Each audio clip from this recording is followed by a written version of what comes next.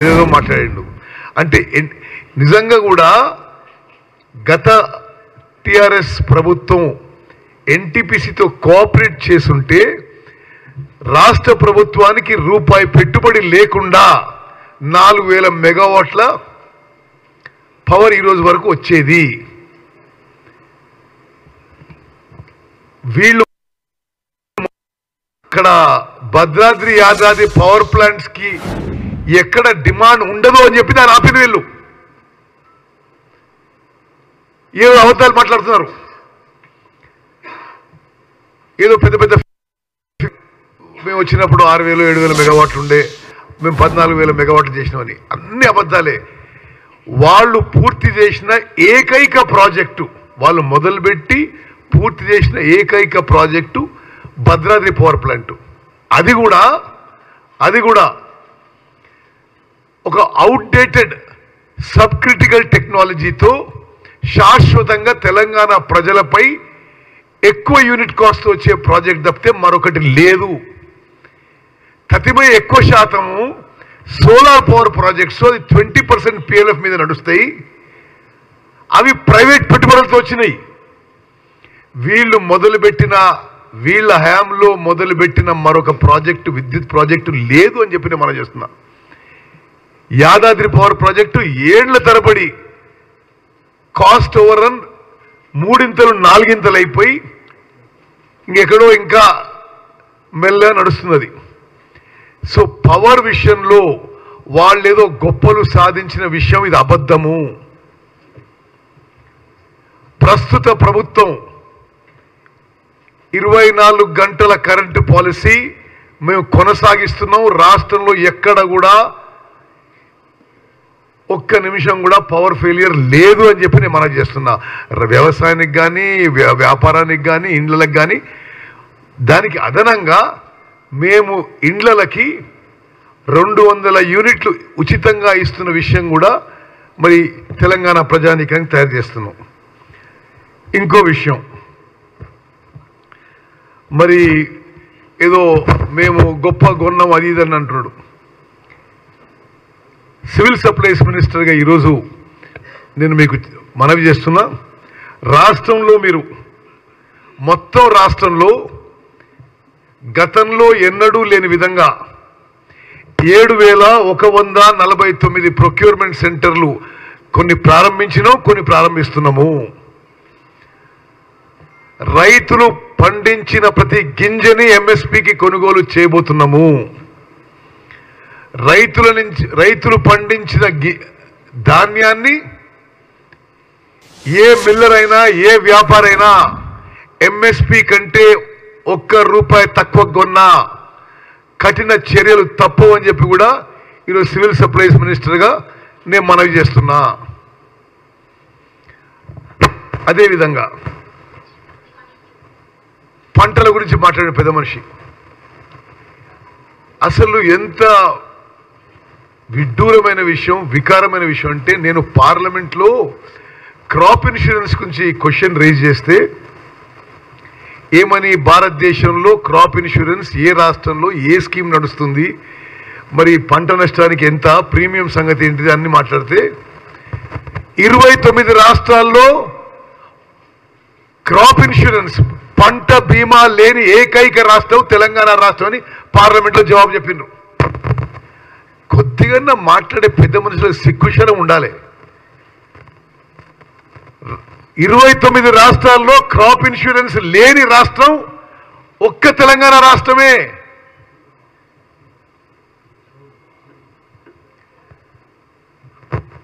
Crop insurance ఇవ్వలేదు,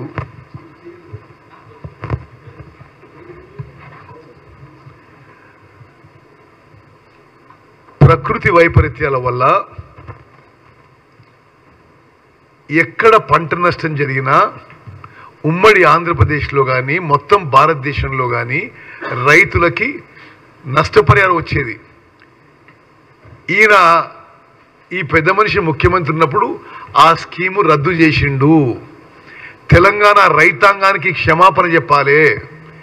మేము ప్రతిపక్ష శాసనసభ్యులుగా, పార్లమెంట్ సభ్యులుగా అనేక సందర్భాల్లో డిమాండ్ చేస్తే అసలు పట్టించుకొని కేసీఆర్ నిన్న ఏదో పంట నష్టంలో ఏం చేస్తాడని మాట్లాడుతున్నాడు. అదేవిధంగా చాలా సంవత్సరాలు వడగండ్ల వాన వల్ల, వరదల వల్ల, కరువు వల్ల పంట నష్టం జరిగితే రూపాయి ఇవ్వలే. నువ్వు పెద్ద పెద్ద మాటలు, పెద్ద పెద్ద డిమాండ్ చేస్తావు.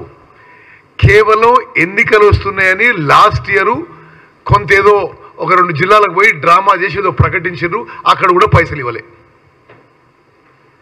దయచేసి ఇది రైతులందరూ గమనించాలని చెప్పి మేము మనవి చేస్తున్నాం. అదేవిధంగా అసలు ఇరిగేషన్ గురించి మాట్లాడే అర్హత ఉందా కేసీఆర్ నీకు అని చెప్పి అడుగుతున్నా. తెలంగాణ రాష్ట్రాన్ని, రైతాంగాన్ని, ఇరిగేషన్ సెక్టర్ని సర్వనాశనం చేసింది కేసీఆర్ అనే వ్యక్తి.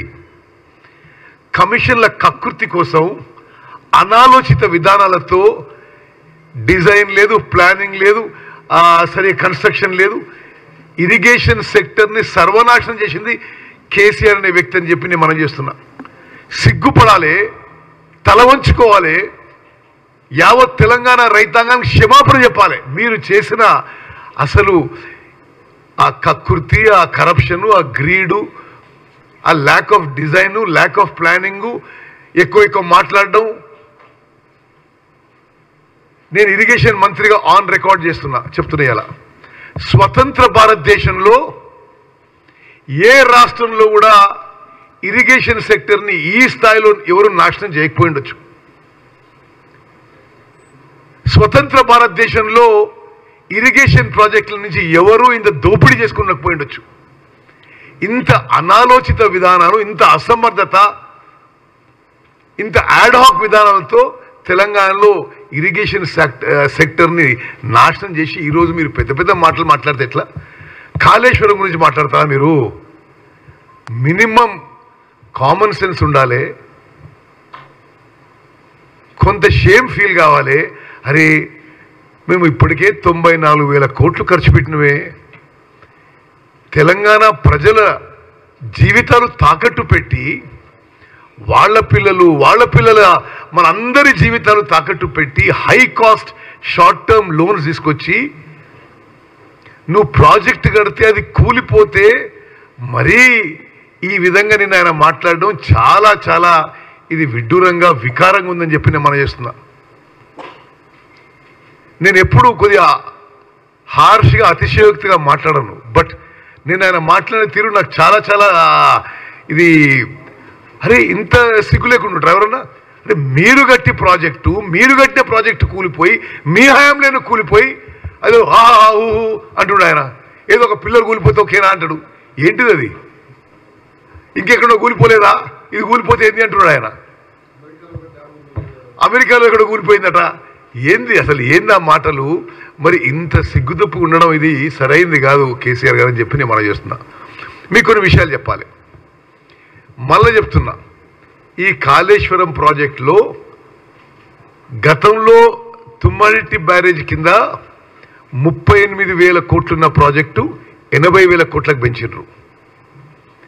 ఇది అదే ఆయకట్టుకి సిడబ్ల్యూసి అప్రూవల్ 80,000 కోట్లకు తీసుకున్నారు.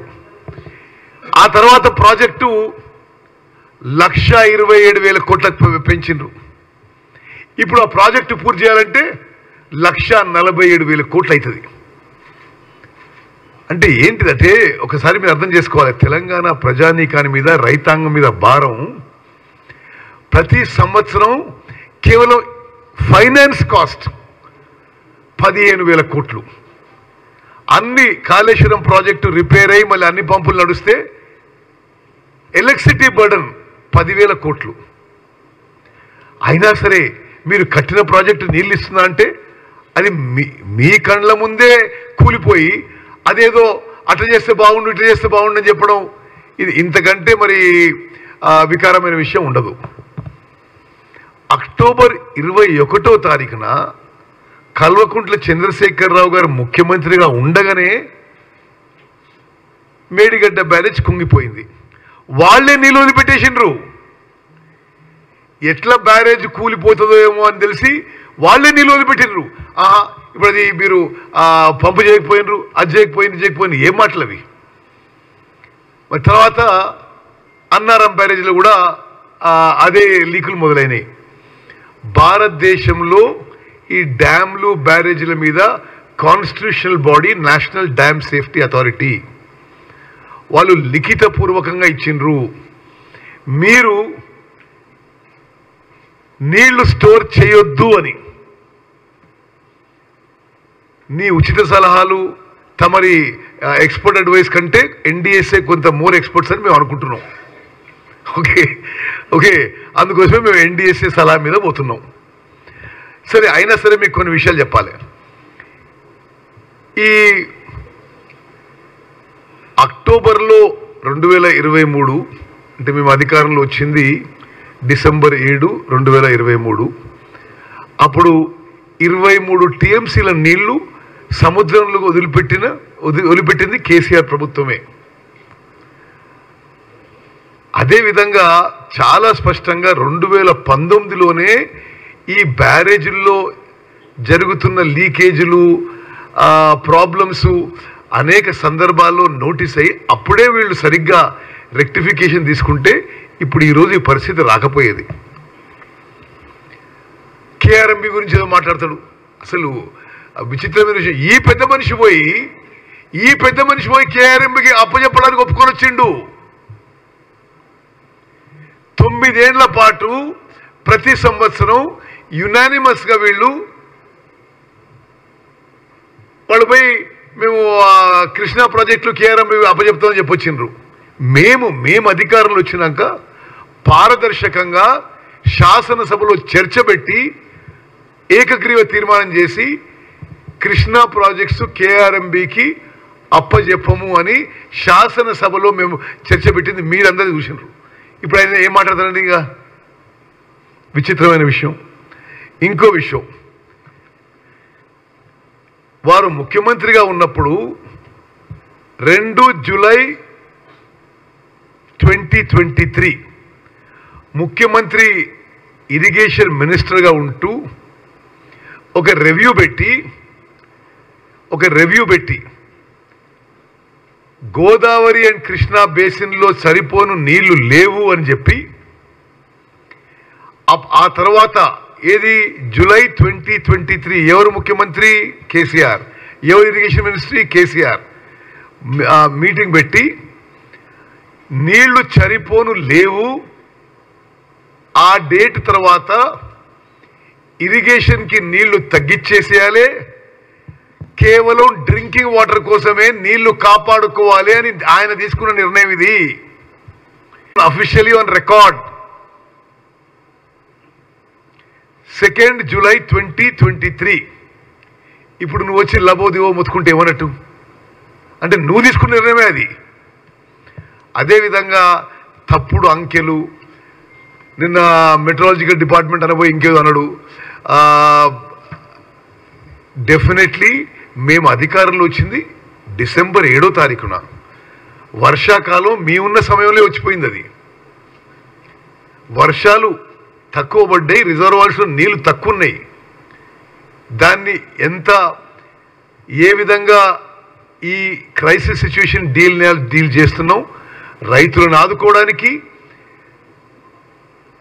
వేసవి కాలంలో ఎండాకాలంలో మంచినీళ్ళ కోసం కొంత నీళ్లు రిజర్వ్ చేసుకోవడానికి మేము పూర్తి ఒక వరుస రివ్యూలతో దాన్ని సిచ్యువేషన్ని హ్యాండిల్ చేస్తున్నాం. ముఖ్యమంత్రి గారి స్థాయిలోనే ఇరిగేషన్ అండ్ ఆర్డబ్ల్యూఎస్ రెండూ కలిపి పలు రివ్యూ మీటింగ్లు కూడా జరిగినాయి. అదేవిధంగా మిషన్ భగీరథ అంటాడు. ఇంకో నాది పార్లమెంట్ అనుభవం చెప్పాలి.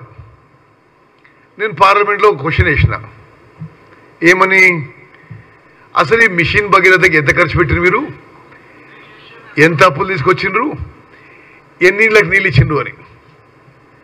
పార్లమెంటులో అప్పుడు టీఆర్ఎస్ ప్రభుత్వం ఇచ్చిన జవాబు, మొత్తం సుమారు 45,000 కోట్లు ఖర్చు పెట్టిన అప్పు తీసుకొచ్చి. తెలంగాణ రాష్ట్రంలో 99.9% ఇండ్లకి కొత్తగా మీరు నల్లాలు పెట్టి నీళ్ళు ఇస్తున్నారని చెప్పి జవాబు చెప్పినారు వీళ్ళు. పచ్చి అబద్ధం. పచ్చి అబద్ధం. మిషన్ భగీరథ టోటల్ ఫెయిలియర్ అయింది. మిషన్ భగీరథ మీకు కమిషన్ భగీరథ అయింది కాబట్టి ఇప్పుడు మంచినీళ్ళ ప్రాబ్లం ఉంది. దయచేసి మీరు గమనించాలి.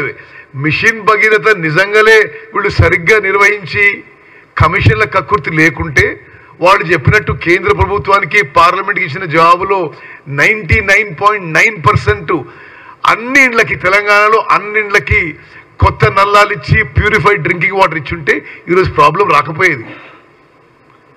అందులో కమిషన్ల కక్కుర్తి, కరప్షను సరిగ్గా అది నిర్వహించినందుకే ఈరోజు తెలంగాణలో ప్రాబ్లం వస్తుంది. అదేవిధంగా కొన్ని అంకెలు కూడా మీకు చెప్పాలి. జూరాలలో ఈరోజు వరకు 2023-24లో వచ్చిన ఇన్ఫ్లోస్ 154 టీఎంసీలు. గత ప్రభుత్వాలు ఎంత వచ్చినాయండి? గత సంవత్సరాల్లో ఈ సంవత్సరం 154 టీఎంసీలు. 2023లో 1229 టీఎంసీలు. ప్లీజ్ ఫిగర్స్ జాగ్రత్తగా నోట్ చేసుకోవాలి. ఈ సంవత్సరం వచ్చిన ఇన్ఫ్లోస్ 154 టీఎంసీ జూరాలలో. 2023 వచ్చిన ఇన్ఫ్లోస్ 1229 టీఎంసీ, ఆల్మోస్ట్ 10 టైమ్స్. 2022లో వచ్చిన ఇన్ఫ్లోస్ 885 టీఎంసీ. 2021లో వచ్చిన ఇన్ఫ్లోస్ 1300 టీఎంసీలు, 1306.25 టీఎంసీలు. మరి ఇది ప్రకృతి వైపరీత్యమా, మరి ఇంకేదన్నా తెలంగాణ ప్రజలు ఆలోచించాలి. అదేవిధంగా ఇంకొన్ని ఫిగర్స్ మీకు చెప్తా. నాగార్జున సాగర్లో నిజంగా కృష్ణా బేసిన్కి, కృష్ణా నదిపై ఉన్న ఉమ్మడి మహబూబ్ నగర్, ఉమ్మడి నల్గొండ, ఉమ్మడి ఖమ్మం ఆయకట్టుకి మోసం చేసింది కేసీఆర్ జగన్మోహన్ రెడ్డి దోస్తీతో వాళ్ళు పోతిరెడ్డిపాడు సామర్థ్యం పెంచుకున్నా, అక్కడ రాయలసీమ లిఫ్టిగేషన్ స్కీమ్ కృష్ణా నది శ్రీశైలం బ్యాక్ వాటర్ నుంచి నీళ్ళు ఎత్తుకపోయినా, ముచ్చుమరి నుంచి నీళ్ళు ఎత్తుకపోయినా, ఎవ్రీడే 10 టీఎంసీలు ఎత్తుకపోయినా, ఇల్లీగల్గా మన నీళ్లు తీసుకుపోయినా నోరు మెదపని ఆనాటి ముఖ్యమంత్రి కేసీఆర్ జగన్మోహన్ రెడ్డి గారితో రోజు హలాయి బలాయి చేసుకుంటూ, వాళ్ళ ఎలక్షన్లకు కూడా ఇక్కడి నుంచి పైసలు పంపిస్తూ, కృష్ణా నదీ జలాలు వాళ్ళు ఇల్లీగల్ డైవర్ట్ చేస్తుంటే మాట్లాడకుండా ఈరోజు ఆయన మొసలి కన్నీళ్లు కాల్స్తుంటే ఇది ఎంత వికారమైన విషయం ఆలోచన చేయాలి.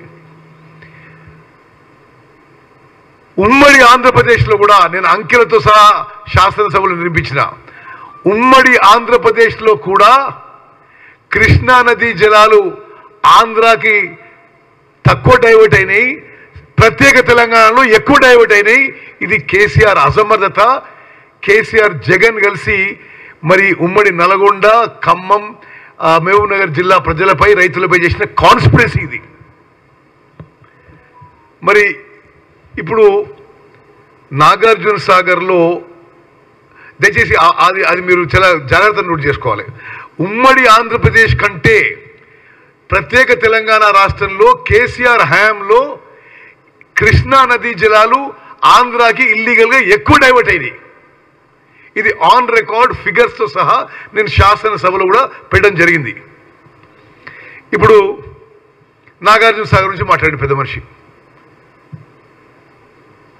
నాగార్జున సాగర్లో ఇప్పుడు వాటర్ అవైలబిలిటీ అప్రాక్సిమేట్గా 130 టీఎంసీలు ఉంది.